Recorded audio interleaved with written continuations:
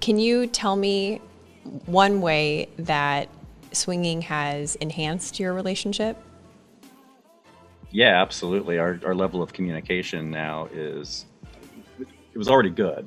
We already had a great relationship, but the level of communication that we feel is required to be successful in this lifestyle is really, really high, like PhD level communication. And so that's really been enhanced. And the more that that's enhanced, then the natural result of that is, an enhanced relationship and a better relationship.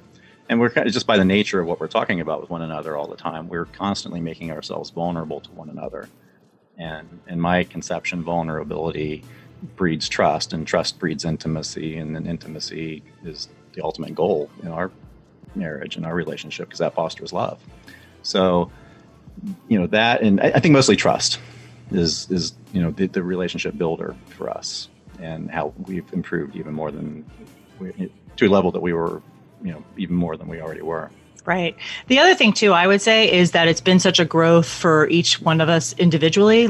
So I talk about it often that as a woman in my early 50s, I totally rediscovered myself. My body does stuff now that I didn't know it was capable of doing, mostly because I had gotten very comfortable in our sex life, and we did things that were very comfortable. And when you're allowed the opportunity to explore different things with different people, it's like, oh my God, that's what that feels like. And it's not because we didn't have a good sex life. We had a fine sex life. We had a married for 25-year couple sex life.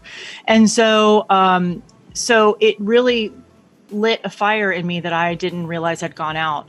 And so that personal kind of introspection, and then Tristian experiences his own, and we've really talked about that too, because we're both experiencing these kind of deeper introspective moments and light bulbs going off about ourselves. And we're like, wow, this is really crazy. Like, we didn't know this was something else that could happen.